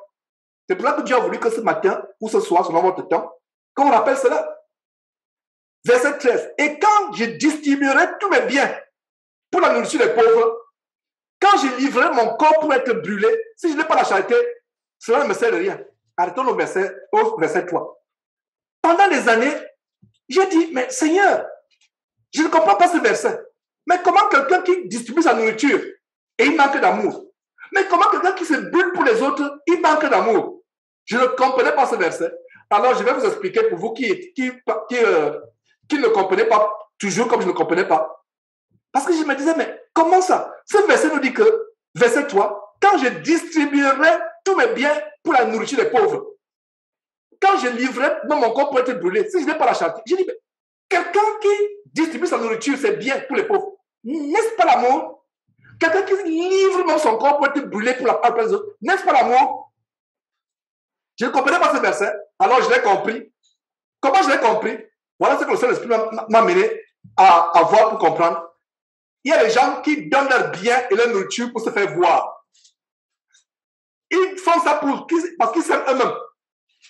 C'est pour ça que la Bible dit, quand tu fais le monde, fais-le silencieusement en secret. Est-ce que vous comprenez maintenant? Donc, il y a des gens qui se brûlent. Regardez les martyrs. Il y a eu des vidéos des gens qui sont brûlés parce qu'il y a le racisme en France. Une personne qui met le gaz, le carburant, se brûle à cause de toutes les victimes du racisme en France, je me brûle. La personne fait ça pour être martyr, pour entrer dans l'histoire comme étant quelqu'un qui s'est brûlé. La plupart des martyrs dans l'histoire n'étaient pas martyrs parce qu'ils aimaient. Ils voulaient inscrire leur nom dans l'histoire pour que l'histoire, la postérité, apprenne plus tard qu'ils s'étaient brûlés. Ils étaient tendus pour les autres. Le seul martyr, ou si on peut parler de martyr entre guillemets, la seule personne qui s'est livrée, qui s'est donné un sacrifice, qui a livré son corps, qui s'est laissé tuer par amour, c'est le Seigneur Jésus-Christ. Est-ce que vous comprenez maintenant comment j'ai compris ce verset? Parce que je ne comprenais pas le verset 3 que quand on donne sa nourriture au pauvre, n'est-ce pas une manifestation de l'amour? Quand on donne tous ses biens, quand on livre même son corps, on dit voilà mon corps, tuez-moi. Bien de fois, ce n'est pas par amour, c'est par narcissisme. C'est-à-dire qu'on s'aime soi-même. C'est pour se faire voir. Vous voyez ces gens, ces soi-disant pasteurs qu'on a dénoncés, ils vont donner à manger, ils vont donner la nourriture dans la prison et ils invitent les télévisions nationales. Je parle de Raoul Wafo. Il va donner la nourriture dans une prison et il invite, ils sont nommés, il n'est pas seul. Le pasteur Raoul Wafo et les journalistes l'interviewent. Il faut aller en privé, en cachette. Il ne faut même pas qu'on te voie. Tu vas avec des sacs de riz en prison et tu dis même au gardien de prison, s'il vous plaît, ne donnez pas mon nom, ne dites pas que c'est tel qui est venu livrer. Gardez ça secret. Vous dites aux prisonniers de garder ça secret. Mais lui, il fait quoi? Il amène les télévisions. Toutes les télévisions de Côte d'Ivoire sont à la prison. On l'entoure et on l'interviewe après. On montre comment il distribue les sacs, les vêtements et autres. Voilà de quoi parle le verset 3. En fait, vous ne le faites pas par amour, vous le faites pour vous faire voir. Et le Seigneur Jésus justement nous dit, quand tu fais le monde, ne sonne pas la trompette. Comme les pharisiens qui font les choses pour se faire voir. Ils prient au coin des rues. Regardez les musulmans. Ils mettent le nac là, il faut qu'on voit comment ils prient. Non, nous on fait nos choses dans le secret.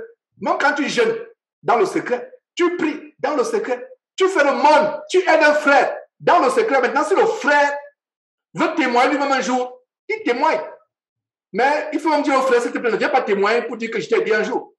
Garde ça dans le secret. Gardez ça dans le secret. Oui. Quand nous faisons le monde, ne sonnons pas la trompette et qu'on voilà, je vais aller aider tel. Venez, il y aura une séance. C'est même entre nous là. Vous aidez un frère, ça reste entre vous et le frère. Ne sonnez pas la trompette. La Bible dit, si tu fais le monde, que ta main droite ne sache pas ce que la main gauche, ne sache pas ce que la main droite a donné. Ça veut dire quoi? Ça veut dire que si ta propre main gauche ne sait pas ce que ta main droite a donné, ce n'est pas le prochain, le voisin qui saura ce que tu as donné. Est-ce que vous comprenez? Donc voilà comment finalement j'ai compris 1 Corinthiens 13:3. Comment quelqu'un qui donne tous ses biens, qui donne toute sa nourriture, qui aux pauvres, qui donne même sa vie, n'est-ce pas l'amour? La révélation, c'est que certains le font pour se faire voir. Ils n'aiment pas. Exactement comme ces faux pasteurs ou comme ces philanthropes. Nous voyons les grands de ce monde. Et en passant, j'ouvre une parenthèse, la philanthropie des Bill Gates, des millionnaires, des milliardaires de ce monde, c'est la philanthropie de la franc-maçonnerie. Nous voyons les organisations philanthropiques telles que le Croissant Rouge, la Croix-Rouge, le Rotary, le Rotarac, avec les Bill Gates et autres. Quelqu'un qui veut réduire la population mondiale, tuer les pauvres et tuer tous les pauvres de la terre. Des régions qui disent du tiers-monde telles que l'Afrique, l'Inde et autres. Mais en même temps, c'est ce Bill Gates qui fait, entre guillemets, de la philanthropie le monde à travers le monde. Et quelqu'un fait un posting d'éléments sur... quelqu'un fait un commentaire d'éléments, sa propre fille vient d'accoucher. Pourquoi il n'a pas réduit la population du monde avec sa propre fille qui a accouché? Pourquoi il veut réduire dans la vie des autres? Ce commentaire a du bon sens. Donc, je ferme la parenthèse pour vous dire que la philanthropie des Bill Gates, des milliardaires de ce monde, c'est la philanthropie contre laquelle Jésus-Christ s'est érigé à son temps. Ils font le monde. Quand ils entrent au temple, Il faut que tout le monde regarde comment il verse l'argent devant lui. Et c'est ce qui se passe dans les temples de mort aujourd'hui, qu'ils appellent l'église, mais qui ne sont que les temples de mort, des habitations de démons, des salles d'abattement pour l'enfer. Voilà ce qui se passe. Ils se font, vous voyez, ils donnent les billets d'argent, des billets de banque, ils se font filmer, ils sont contents, ils donnent l'argent au pasteur. Tout le monde voit pour montrer qu'il est riche, c'est lui qui finance l'église. Non, l'église, entre guillemets, plutôt l'épicerie évangélique. L'épicerie évangélique. Vous voyez, donc j'espère que j'ai bien expliqué le verset 3. Je ne comprenais pas ce verset depuis des années, mais je l'ai compris et je pense que vous l'avez compris comme moi, comme si pour ceux d'entre vous qui, comme moi, ne comprenaient pas. Alors, quelques détails de l'amour. Donc, je réponds au verset 3. Et quand je distribuerai tous mes biens pour la nourriture des pauvres, entre parenthèses, pour me faire voir, quand je livrerai même mon corps pour être brûlé, entre parenthèses, pour être ancré dans l'histoire, dans la postérité comme étant un martyr, si je n'ai pas la charité, en fait, je n'ai pas fait ça parce que j'ai l'amour pour les autres, j'ai fait ça parce que par narcissisme, par l'ego, parce que j'ai un ego hyper super dimensionné, un ego, un narcissisme, un amour propre hyper super dimensionné. Donc je n'ai pas fait ça parce que j'aime les autres, cela ne sert à rien. Donc la charité est patiente. La charité est patiente. Donc quand vous offrez l'hospitalité, attendez-vous à être patient. Parce qu'il y a des choses qui vont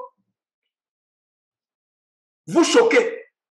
Il y a des situations, parce que chacun a sa culture, chacun a sa manière de vivre. Il y a certains qui aiment que les choses soient rangées d'une certaine manière, que les choses se passent d'une certaine manière.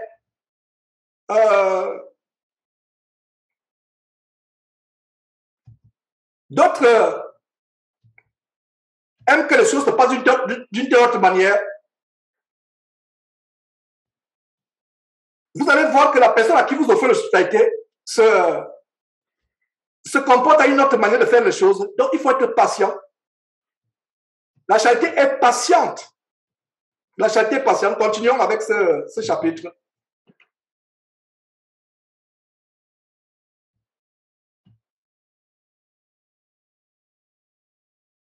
La charité est patiente. Verset 4. Elle est pleine de bonté. Elle est comment? Pleine de bonté. La charité n'est point envieuse. La charité ne se vante point. Voilà. Vous avez fait du bien, après vous venez vous vanter. Non, non.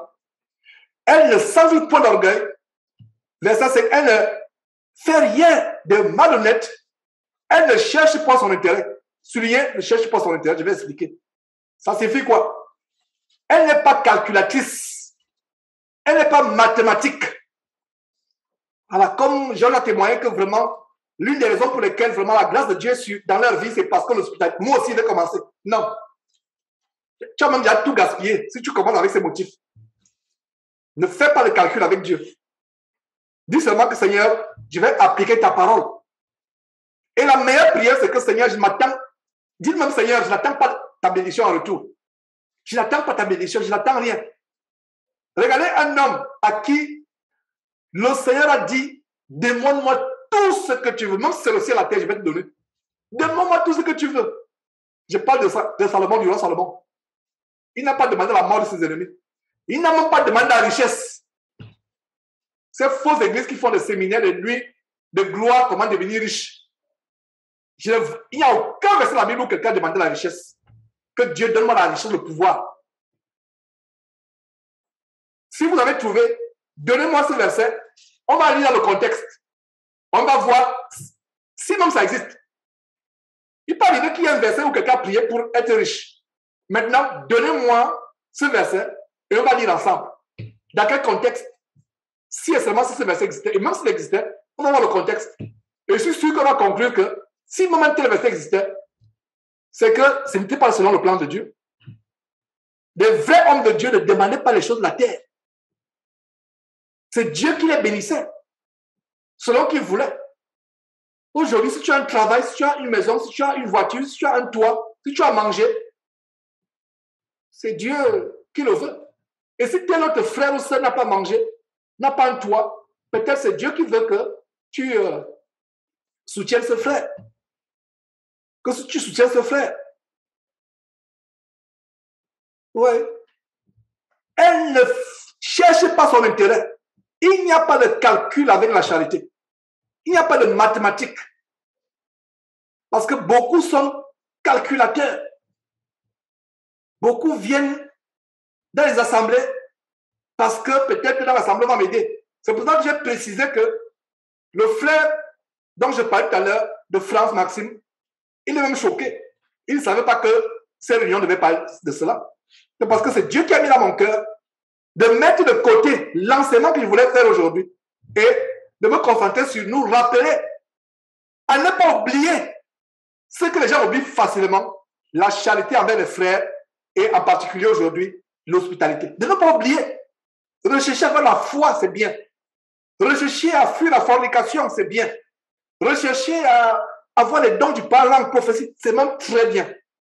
Mais on a tendance à oublier quoi? À oublier l'amour envers les autres. La foi se manifeste aussi par quoi? Par les œuvres de charité. Mais en même temps que je le rappelle, donc il y a les gens qui vont venir parce que il y a ce que les Américains appellent profit sharing. Profit sharing. Ça veut dire que je ne sais pas si je peux traduire ça pour le profitage. Je sais pas si j'essaie un peu de traduire un peu profit sharing. Ça veut dire que le fait que de plus en plus, on va à l'Assemblée chrétienne parce qu'on sera aidé, parce qu'on sera soutenu, parce qu'on aura à manger. Non. Et c'est pour cela que je suis content de ce que ce frère, si je n'avais pas parlé de ce qui traverse, vous ne sauriez pas. Vous ne sauriez pas. Il n'est pas venu, et ça c'est vraiment encourageant. Mais il y a des frères qui vont venir dans les assemblées parce que là, on va venir. Ça veut dire que tu ne cherches pas Dieu. Tu cherches à être aidé et Dieu n'aime pas. Il y a des gens qui viennent dans les assemblées. Il y a même certains parmi nous. J'espère qu'ils ne sont pas là aujourd'hui. Mais s'ils sont là aujourd'hui, qu'ils se repentent, ils viennent parce que peut-être on va m'aider. Ah, je vais là parce qu'on va m'aider. Je vais là parce qu'on va me soutenir. Je vais aux assemblées. Il faut que je me réunisse avec les frères chaque dimanche. Peut-être qu'on pourra m'aider. Non. Si c'est ça, c'est le mauvais motif. Nous ne cherchons pas notre intérêt. Nous cherchons l'intérêt de Dieu. Ce qui est important pour nous aujourd'hui, c'est d'aller au ciel. Les frères peuvent vous aider, mais toi, sœur, toi, frère, que les frères ont aidé, tu te retrouves en enfer. Donc, c'est ça la charité. La charité ne cherche pas son intérêt. Elle ne s'irrite toi. Elle ne soupçonne pas le mal. L'amour ne soupçonne pas le mal. Ah, vraiment? Ce frère, pourquoi il se retrouve dans la rue? Ou cette sœur? Est-ce qu'elle n'est pas une reprise de prison? Est-ce qu'elle ne faisait pas la drogue? Est-ce qu'elle ne faisait pas ceci? Tu commences à soupçonner. Si tu commences à soupçonner, arrête. Arrête. N'offre même pas l'hospitalité. Si tu commences à soupçonner. Pourquoi? Est-ce qu'elle n'est pas recherchée? La personne n'est pas recherchée par la police. Il ne faudrait pas que la police vienne courir chez moi. On dit qu'il semble que la personne qu'on recherche depuis vous l'hébergez. Quel est le rapport entre vous? Vous commencez à soupçonner. Est-ce que... Non! On fait ça pour Dieu. Et quand vous offrez l'hospitalité, même s'il faut que vous allez en prison pour un frère à qui vous avez fait du bien, où est le problème? Où est le problème? Ceux qui ont défendu dans la foi, ils souffraient à cause de la foi chrétienne. Ils étaient tués, sciés. On a vu dernièrement comment, dans le livre de Jacques, le livre de l'Hébreu, pas Jacques, Hébreu chapitre 11, certains refusaient la délivrance. Disaient, Seigneur, je ne veux pas que tu me délivres. Je veux mourir et aller à la rencontre de ton Fils, le Seigneur Jésus-Christ. Je n'ai même pas besoin que tu m'aides, que tu me ressuscites, Seigneur, que tu me sauves de la fournaise ardente. Je veux mourir. Vous voyez? Donc, la charité ne périt jamais. Verset 8. Donc, prenons le verset 5. Elle ne fait rien de malhonnête. Hein? Elle ne cherche pas son intérêt. Elle ne s'irrite pas. Elle ne soupçonne pas le mal. Vous voulez aider un frère ou une soeur? Commencez par vous poser des questions. Ne soumettez pas le frère à l'interrogatoire. Vous devez le mettre à la police. Frère, pourquoi tu le trouves comme cela? Pourquoi? Qu'est-ce qui s'est passé? Non. Ne le faites pas. En tout cas, ce qui me concerne, je ne pourrais pas le faire. Parce que le faire, c'est soupçonné. Le frère qu'on va aider, la sœur qu'on va aider, a sa vie privée. Maintenant, si le frère lui-même veut s'ouvrir à toi, Par amour, parce que c'est quand la personne voit l'amour que la personne souffre. Il y a des gens qui ne vous parleront jamais, il y a des gens qui ne vous parleront jamais de leurs problèmes parce qu'ils ne voient pas l'amour en vous. Je reprends qu'il y a des gens qui ne vous parleront jamais de leurs problèmes parce qu'ils ne voient pas l'amour en vous. Ils se taisent. Mais je vous assure que quand quelqu'un voit l'amour en toi, à son égard, il va lui-même. Moi, parce que j'ai une habitude, dans mes rapports avec les gens, je me confie difficilement. Je parle même peu. Et je suis plus bavard avec mon épouse, avec mes enfants. Mais quand je suis même au milieu des croyants, j'observe beaucoup. Je parle peu. Quand je suis avec les collègues, dans le cadre du travail, je parle peu. Parce que j'observe, j'écoute plus. Mais si je sens l'amour d'un frère, c'est là où je m'ouvre. C'est là où je peux lui faire des confidences. Et vous n'êtes pas nombreux. Ici, il y a peut-être 2 au plus réunis actuellement à qui je me confie, je donne des choses vraiment profondes. Parce que je sens en retour l'amour. Je sens l'amour de leur côté. Peut-être 2 ou 3. Pas plus. Peut-être d'autres, je ne connais pas. Parce que peut-être nous ne sommes pas en contact. Mais quand je suis en contact avec un frère, quand je sens l'amour, c'est là où je m'ouvre. Et c'est la même chose. Il y a des gens, il ne va pas s'ouvrir à vous s'il ne sent pas l'amour. Donc, quelqu'un à qui vous offrez l'hospitalité, ce n'est pas maintenant à vous de faire un interrogatoire. La personne peut être chez vous 1 an, 1 mois, 6 mois, selon le temps que Dieu a voulu qu'il... selon le temps prévu par Dieu, il va parce qu'il ne sent pas vraiment qu'il doit se confier. Mais si la personne se sent à l'aise, sent l'amour, sent que vraiment en Christ vous êtes devenu un, la personne souffre. Donc ce n'est pas à vous de commencer à faire l'interrogatoire. Qu'est-ce qui s'est passé? Pourquoi tu es comme ça? Laisse la personne elle-même ouvrir son cœur. Tu te limites à quoi? Offrir l'hospitalité. Un point. Ce n'est pas parce que tu offres l'hospitalité maintenant que tu vas vouloir gérer la vie de quelqu'un. Tu vas vouloir contrôler. Non, il n'y a pas de contrôle. N'oublie pas que quand tu offres l'hospitalité, ce n'est pas pour cette personne-là, pour cette soeur, pour ce frère que tu le fais. C'est pour Dieu que tu le fais. C'est pour Dieu que tu le fais. C'est pour Dieu que tu le fais. Mes frères, terminons ce chapitre 13. On ne va pas le lire en entier, on va s'arrêter à un endroit. Donc, elle se soupçonne pour le mal, verset 6. Elle ne se réjouit point de l'injustice, mais elle se réjouit de la vérité, verset 7. Elle excuse tout. Elle croit tout. Regardez, souligner, elle croit tout. Si un frère me dit, voilà ce qui s'est passé, je crois. Il n'a pas dit, ah, est-ce que le frère, est-ce que...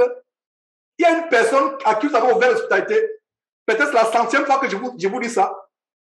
Elle est venue pour le tuer, en fait.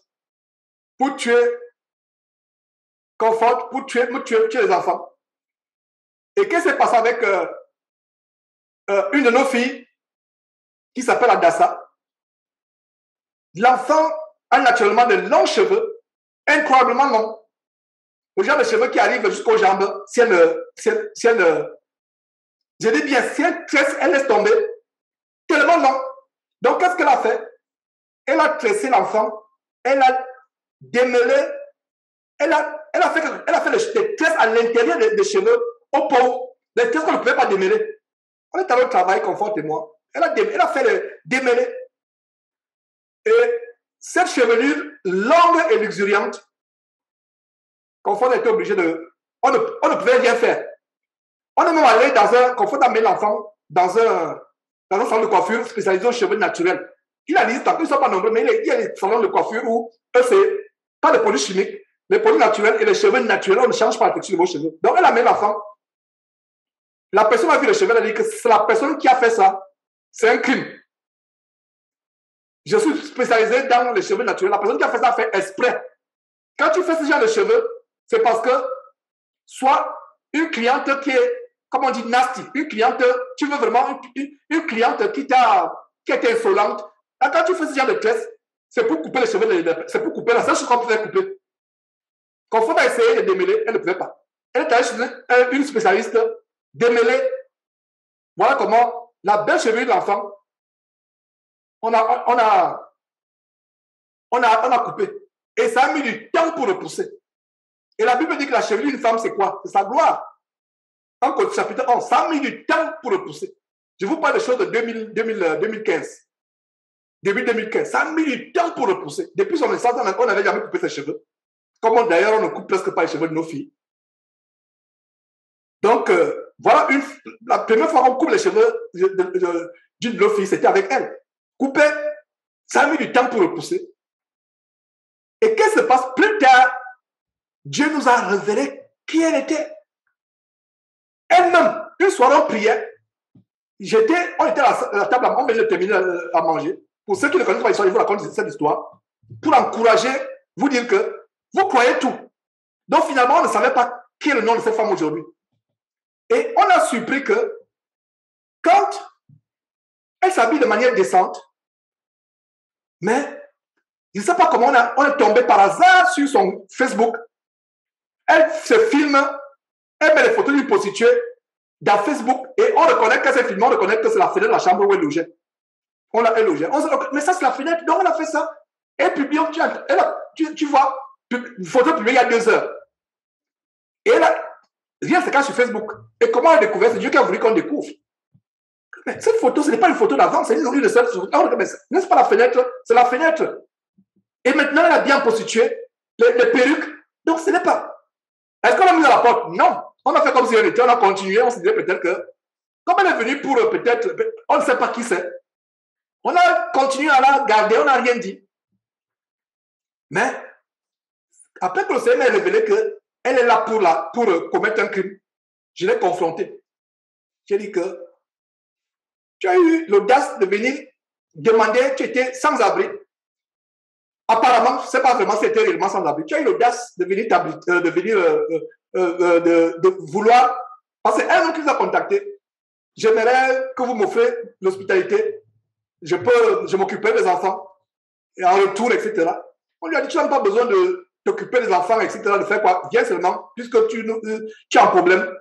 La Bible dit, ne soupçonnez pas le mal. On l'a accepté. Mais ce soir-là, on avait fini de manger. Je l'ai confrontée. Elle a commencé à trembler. Elle dit, excusez-moi, je vais me soulager. Elle monte pour aller se soulager. Les unis sont sortis. Elle tremblait, elle pleurait. Les démons sont exposés. Il dit que ainsi, par le Seigneur, voilà la raison pour laquelle tu es venu. Tu es venu ceci, tu es venu pour faire cela. Elle a commencé à pleurer. Et il y avait des témoins. Ce n'était pas seulement confort témoin, il y avait d'autres frères qui étaient témoins qui assistaient. Parce que les choses comme ça, il faut confronter avec témoins. Elle est montée. Et après, je lui ai dit, OK, ce qu'il reste à faire, prends arrange tes choses. Je ne peux pas te mettre à la porte directement, mais je donne 3 jours, essaie de voir là où tu peux partir. Mais c'est urgent pour moi parce que j'aurais même dû te mettre à la porte sur le champ, mais je laisse encore le temps. Elle est partie finalement. Et pourquoi écoutez comment l'histoire finit. Elle est allée, quelqu'un d'autre lui a ouvert l'hospitalité. Elle a quitté Houston, elle est partie à Maryland. Donc, après avoir fait des dégâts, et ça nous a fait tellement mal par rapport aux cheveux de la fille d'Adassa les cheveux d'Adassa qu'elle a détruits. Et tout cela. Et on lui a rappelé d'ailleurs cela. Et elle est partie à Maryland. Maryland, nous sommes au sud des États-Unis. Maryland, c'est le nord, à côté de Washington. Quelqu'un m'appelle un soir, me dit, écoutez, vous êtes tel, n'est-ce pas? Vous êtes prédicateur de l'évangile, n'est-ce pas? Oui. Il y a une femme qui habitait chez vous il y a quelques jours, n'est-ce pas? Etc. Oui. Le nom, c'est tel. Il dit, je ne reconnais pas ce nom. Donc, ça veut dire que nous ne connaissons pas le nom de cette personne-là. Elle m'a donné notre nom. Mais elle me dit, elle est comme ça. Elle m'a décrit physiquement. Elle vient de chez vous, n'est-ce pas? Oui. Voilà. Nous recherchons cette femme. Parce qu'elle est venue ici il y a quelques jours, moins d'une semaine. Nous la recherchons, on ne sait pas où elle est. Il y a quelqu'un ici qui l'a hébergée. On est venu, quelques jours après, on est venu trouver la personne morte sur son lit. Et on ne sait pas où elle est. Donc peut-être vous pouvez savoir où elle est. Donc la personne qui est morte à Maryland, c'était quelqu'un de nous ici à Houston. Moins d'une semaine. Donc on m'appelle pour essayer de voir si je la connais, si quelque chose de sérieux. Même la police aurait dû nous contacter parce que Si quelqu'un nous contacte, ça veut dire que la personne... Et depuis là, c'est fini comme ça, la police ne nous a jamais contacté, rien. Mais la personne dit, moi je vous parle, elle est recherchée parce que quelqu'un lui a offert l'hébergement et la personne est morte et elle a disparu. Vous voyez? Ça ne doit pas nous décourager. C'est au moins un encouragement. Pourquoi j'ai pris cet exemple? Pour ceux qui ne connaissent pas ce témoignage, j'ai déjà raconté ce témoignage, mais je le rappelle encore pour dire que faites votre part. Dieu vous protégera toujours quand vous commettez quand vous exercez l'hospitalité. Je suis le témoignage. Ne vous découragez pas et ne faites pas ça pour celui qui vous offre l'hospitalité. Faites ça pour Dieu. Faites ça pour Dieu. La Bible dit, et c'est quelqu'un qui dit, j'ai grandi, j'ai vieilli, je n'ai pas vu le juste abandonner ni sa postérité mendiant son pain. Quand tu fais le bien, ne t'attends pas à ce que Dieu te bénisse. Mais en même temps, quelqu'un ne peut pas s'aimer les graines. Regardez, il y a des fois, surtout les gens qui habitent dans les zones rurales, qui ont grandi aux abords des plantations et autres, vous sucez une mangue, ou vous mangez je ne sais pas quoi, vous jetez les graines. Il y a des graines qui ne vont pas pousser, mais il y a certaines qui vont pousser. C'est comme ça l'hospitalité. La personne qui mangeait le long d'une piste, qui suçait une mangue ou les oranges, et jette des grains, elle s'attend à ce que les graines poussent. Qui parmi nous, en suçant une orange, le long d'un chemin, jette les graines d'orange avec l'idée que ça va pousser. On jette parce que c'est les graines. C'est les petites graines, les pépites, je veux dire les graines de mandarine ou d'orange. On jette. Mais on n'a pas cette attente que ça va pousser. On le fait de manière innocente comme cela. Et des fois même, 5 ans après, tu vois un bel oranger et tu ne sais pas que c'est toi qui avais. Ah, mais l'oranger il est beau. Dieu depuis le ciel dit, mais c'est toi qui avais jeté les grains. Mais toi, tu ne sais pas. C'est comme ça l'hospitalité. Nous jetons des grains. Nous ne nous attendons pas si certains vont pousser ou pas. Que certains poussent, produisent des fruits, ce n'est pas notre affaire. Est-ce que vous comprenez? Donc, la charité, crois tout. Dieu nous protégera toujours quand on exerce la charité, surtout avec un cœur d'enfant. Avec un cœur d'enfant. Elle excuse tout, elle croit tout, elle espère tout, elle supporte tout. Regarde le verset 8. La charité ne périt jamais. Les prophéties vont prendre fin. Les langues cesseront. La connaissance disparaîtra, mais l'amour ne disparaîtra jamais. Pourquoi? Au ciel, au retour de Jésus-Christ, on n'aura pas besoin de prophéties. Il n'y aura pas les études bibliques au ciel. Ces études bibliques, c'est pour nous conduire vers le ciel. Il n'y aura pas la connaissance au ciel. Tout cela va prendre fin. Vous savez ce qu'il y aura au ciel? L'amour éternellement. Terminons aujourd'hui avec un dernier passage. C'est ainsi que Dieu a voulu que nous terminions. Donc, allons dans Jacques. Je vais dire plutôt, c'est ainsi que Dieu a voulu que nous ayons cette réunion aujourd'hui. Nous allons poursuivre, plaise à Dieu, avec la fortification des frères et sœurs par rapport à la foi. Si c'est la volonté de Dieu encore, regardez, aujourd'hui, ce n'était pas la volonté de Dieu qu'on vienne sur cet aspect. Alors, regardez Jacques chapitre 2, à partir du verset 15. À partir du verset 14 même. Mes frères, que sert-il à quelqu'un de dire qu'il a la foi s'il n'a pas les œuvres? La foi peut-elle le sauver? La foi. Qu'est-ce qu'on a vu? Qu'est-ce qu'on a vu en 1 Corinthiens chapitre 13 verset 2? Qu'est-ce qu'on a vu? Quand j'aurai même toute la foi jusqu'à transporter les montagnes, si je n'ai pas la charité, je ne suis rien. N'est-ce pas ce que nous avons vu? Quand j'aurai même toute la foi jusqu'à transporter les montagnes, si je n'ai pas la charité, je ne suis rien. Alors, c'est le même thème qui continue avec Jacques. Est-ce que vous voyez comment la parole de Dieu s'ajuste comme les maillons d'une chaînette, d'une chaîne? Elle s'ajuste. Pourtant, Jacques, c'est Jacques. Paul, c'est Paul. Mais il y a une interrelation avec tous ceux qui sont en train de dire. Et vous voyez que c'est la preuve que c'est le Saint-Esprit qui a l'œuvre au travers de tous ses serviteurs. Hein? Paul, de son côté, inspiré par Dieu, inspiré par le Saint-Esprit, de son côté, à une différente époque, à une autre région de la terre, inspiré par Dieu, en 1 Corinthiens chapitre 13, verset 2 dit, quand j'aurai même toute la foi jusqu'à transporter les montagnes, si je n'ai pas l'amour, je ne suis rien. Et Jacques aussi, à une autre époque, dans une autre région du monde, de son côté, en Jacques chapitre 2, verset 14 dit, mes frères, que fait-il à quelqu'un de dire qu'il a la foi s'il n'a pas les œuvres? Donc, tu as la foi jusqu'à transporter les montagnes. Si tu n'as pas l'amour, ça ne sert à rien. Et si quelqu'un, selon Jacques, inspiré par Dieu, inspiré par le Saint-Esprit, dit, si quelqu'un dit qu'il a la foi, mais il n'a pas les œuvres de l'amour, les œuvres de la charité, la foi peut-elle le sauver? Verset 15, si un frère ou une sœur sont nus et manquent de la nourriture de chaque jour, et que l'un d'entre vous leur dise, ils sont nus, ils sont dans la rue, ils n'ont pas mangé, et que l'un d'entre vous dise, ah, mon frère, va en paix. Non, chauffe-toi. Il va se chauffer comment? Il n'a pas de moyens pour se chauffer. Va en paix, chauffe-toi, rassasie-toi. Il va se rassasier comment? Ah, mon frère, crois seulement, Dieu va t'aider. Tu as de quoi soutenir le frère. Tu as de quoi l'aider. Tu dis, non, frère, crois seulement, crois, frère, crois. Ce frère a plus de courage que toi parce que ce qu'il a traversé dans la détresse, tu ne l'as même pas traversé les 1 centième.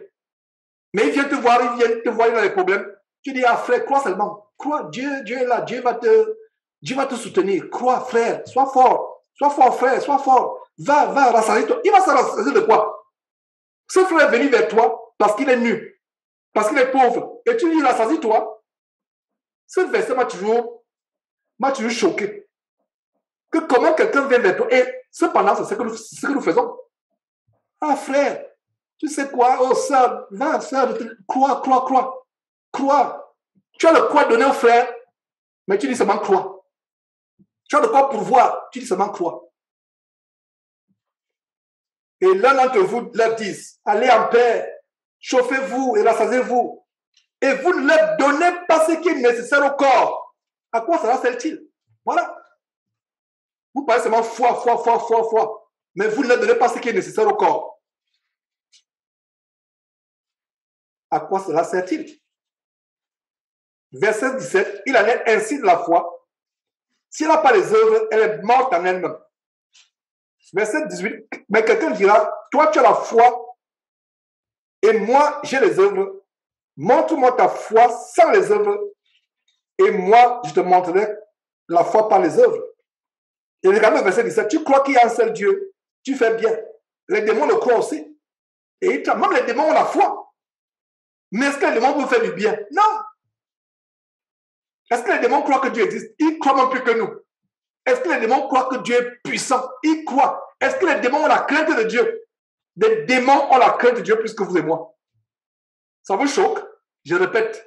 Les démons ont la crainte de Dieu plus que vous et moi. Si on avait la crainte de Dieu, si on avait les 1 centième, si on avait les 1 centième de la crainte de Dieu que les démons ont, oh là là, notre vie en Christ, non, je ne sais même pas comment elle serait. Les démons tremblent plus que nous devant Dieu. Les démons savent qui est Dieu. N'oubliez pas qu'ils étaient au ciel, ils ont été chassés. Ils étaient au ciel avant, ils savent. Ils ont peur de Dieu plus que vous et moi. Mais est-ce qu'ils peuvent faire du bien? Non. Donc ne dis pas parce que je crois en Dieu, je crois que Dieu existe, je crois en Dieu, je suis aussi croyant. Les démons sont plus croyants que nous. Mais ils sont déchus, ça veut dire qu'ils sont déchus de la grâce de Dieu. Être déchu de la grâce de Dieu, ça veut dire que, parce qu'il y a une double signification de déchu.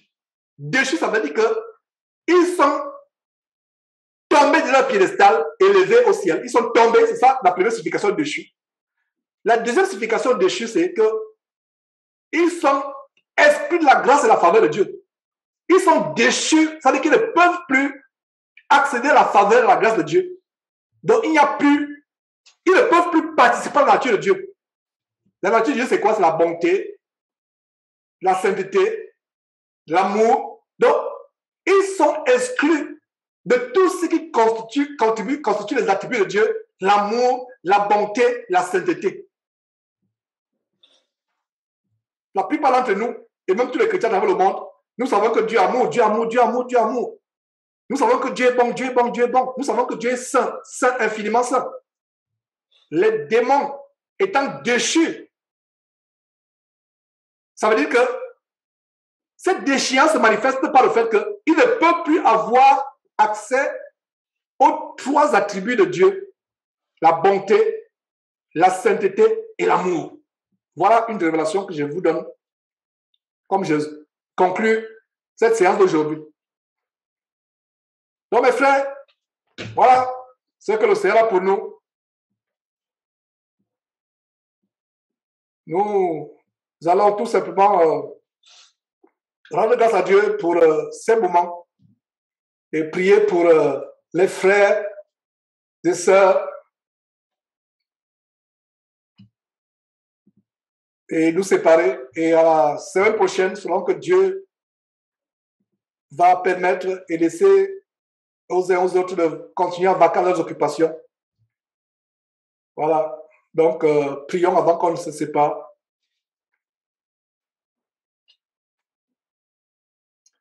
Éternel Dieu, nous te rendons grâce, nous te remercions pour l'infinie grandeur de ton amour, de ce que toi-même tu planifies toutes choses. Seigneur Dieu, j'avais à cœur de partager autre chose, mais toi-même tu as voulu nous rappeler de ne pas oublier ce qui est plus essentiel, l'amour les uns envers les autres, et en particulier l'hospitalité. Seigneur Dieu, merci pour tous les frères qui traversent les difficultés, comme Maxime, tous les frères et sœurs, comme Maxime qui traverse des moments difficiles. Seigneur, donne-nous de trouver là une occasion d'appliquer cette parole que nous venons d'écouter ce soir. Donne-nous de la mettre en application.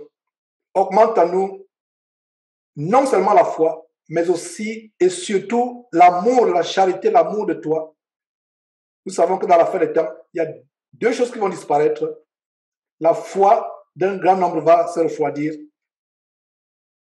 La foi sera abandonnée par un grand nombre et également la charité, l'amour d'un grand nombre va se refroidir.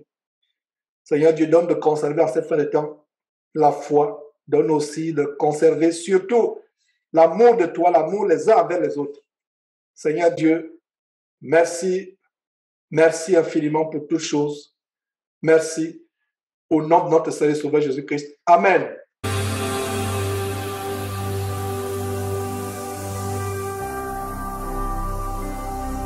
Jésus-Christ TV,